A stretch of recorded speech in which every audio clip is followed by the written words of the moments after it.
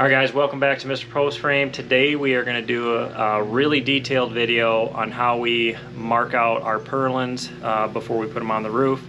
Before we get started, if you guys are interested in designing a barndominium, garage, shop, post frame, anything, reach out to us, Design a Mr. Post Frame. We design for people all over the country, so reach out to us. Also, we have a self-build group, so you can join our Patreon group. It's a community of other self-builders. We talk about self-building topics, the pros and cons of all different kinds of stuff. We have lives, question and answers. Check that out as well. But let's go ahead and jump into the show.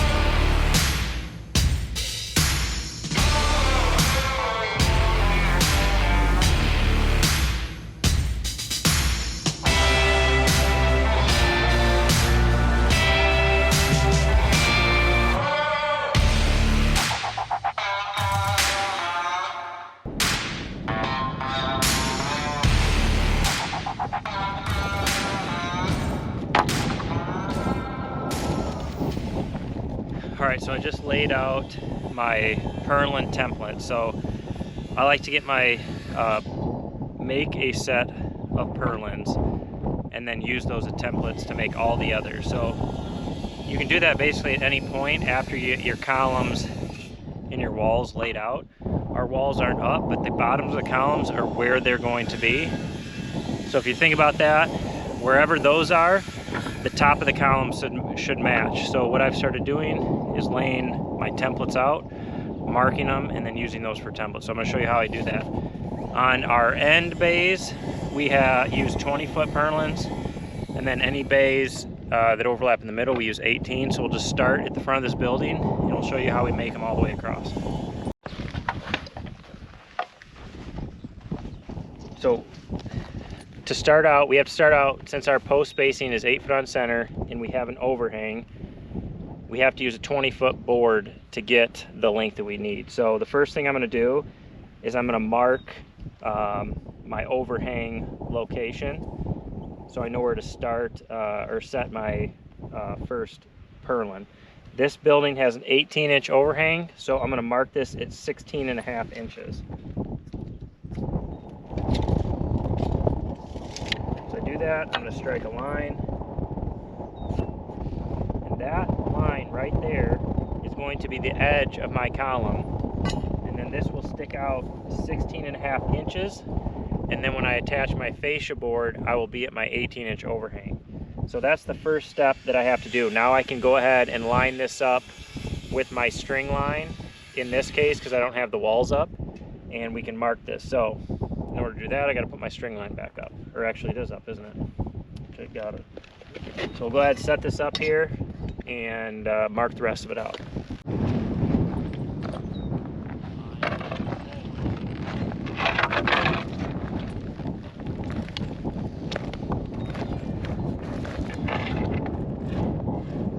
So this string line right here indicates the outside edge of our wall, which will be flush with the outside edge of our end truss. So I'm going to take this board and I'm going to line it up with that string line. And then right here will be the location of my truss. This might be a little confusing. This part of this bracket is going to get cut off, which we covered in an earlier video. So just pretend that's not there. I'm only concerned about lining this up with my string line. So now I'm going to come to my second location, my second column, and I got to figure out which one of these the truss sits in.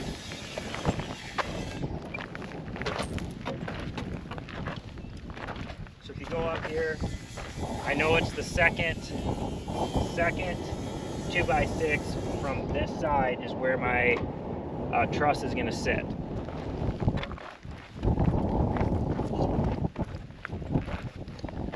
So what I'm going to do is I'm going to mark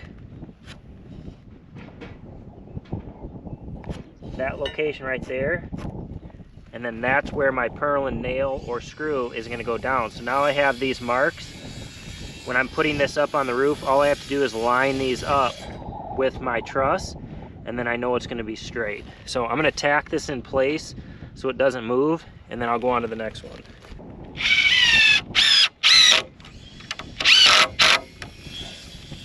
And then over here, the same thing. I'm going to mark this spot right here.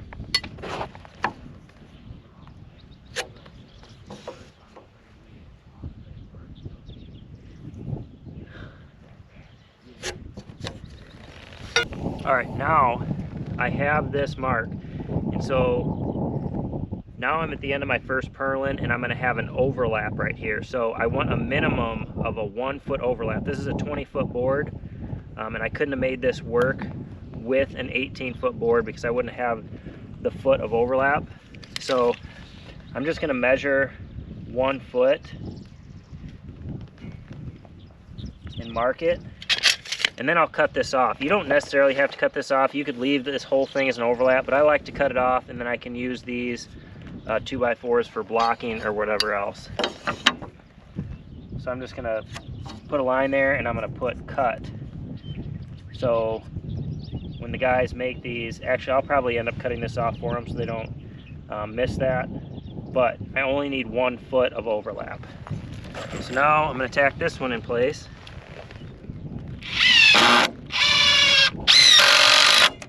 So that doesn't move. So now I need a little 2x4.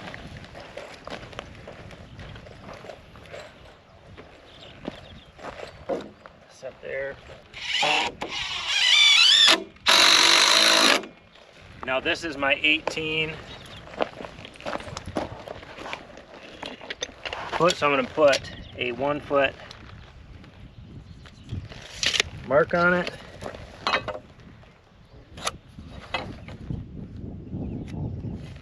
And that will be my purlin location. So now all I have to do is line that up with this mark right here, and I have my 1 foot overlap, and then the rest will be pretty simple. If I'm not making sense, Justin, just tell me. Nope, makes sense. Because, man, it's hard to keep your thoughts straight when you're doing this. Marked on the wrong side. So I'm just gonna, that's my 12-inch overhang. So now I'm just gonna line that up with there.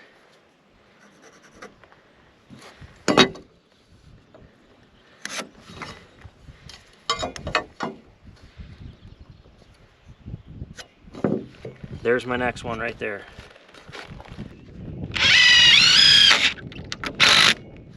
Tack it in place, move on.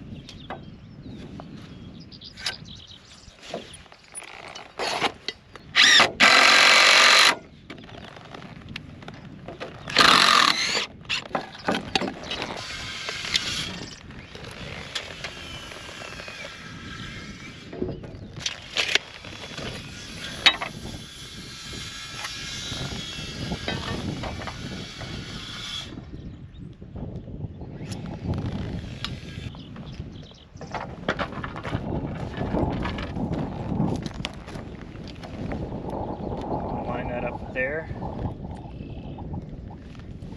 Before I screw this in, I'm going to make this mark, which all I would have really had to do is measure 1.5 inches, but I do like to line it up.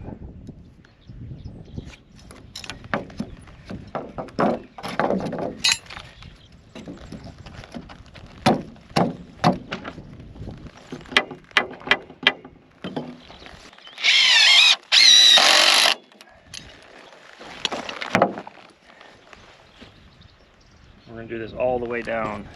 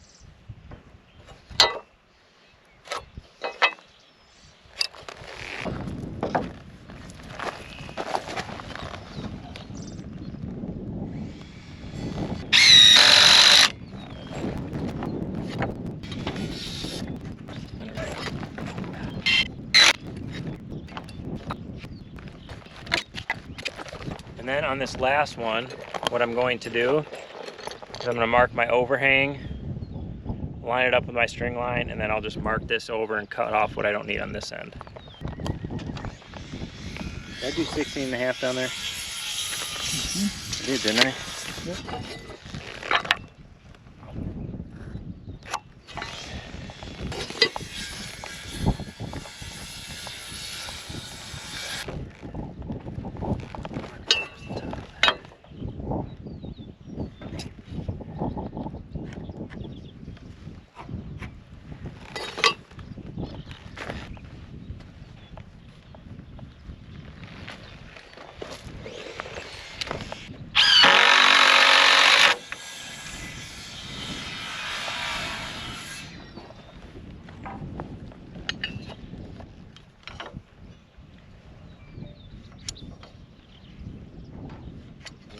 Emily's texting me, I think.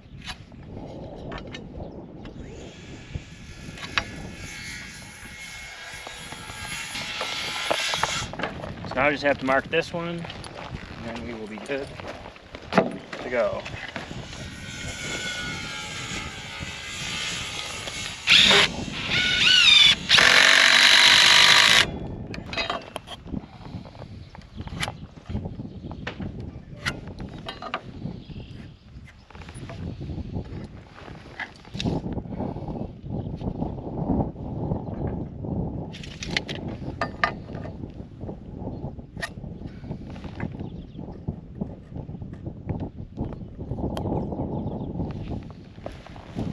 Alright, so that's how I lay out my purlins. You really don't have to do a lot of measuring other than your overhang parts. So now what I will do is I will mark them, I will number them. So bay 1, bay 2, bay 3, so on and so forth. So as we make them, we can put them in groups and we won't get them all mixed up, because there might be a slight variation, maybe a 1/4 inch or something different between each one. And so we want all of the ones that are going to go up a certain bay to be exactly the same. So I'm going to mark this one with an OH, which stands for overhang, and then I'm going to put a number 1 on here. And then what I can do is I can write number 1 right here. Then I know that this set of purlins goes in this section.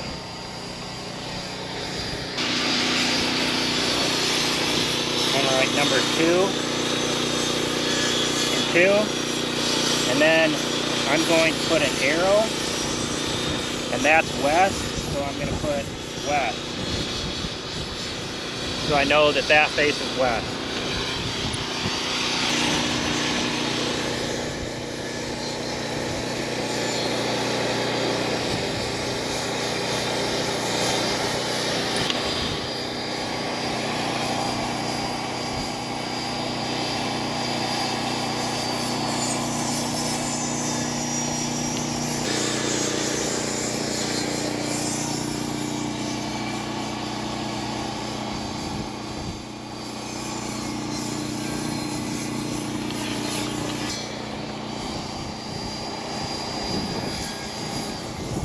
So if I was gonna make these, I would probably take one down, get all the purlins that I needed for both sides. Now I will use this to make both sides of that bay because I know my spacing on my columns is within 1/4 inch from side to side.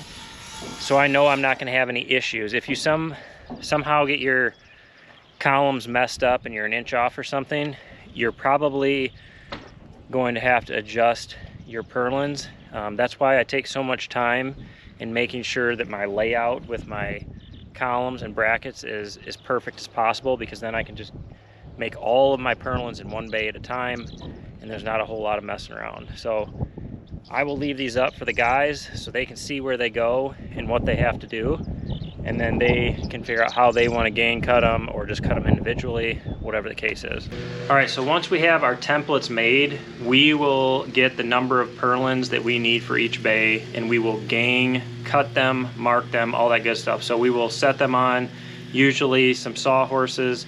We'll make sure they're lined up, that they're square, and then we'll wrap some straps around them to hold them in place.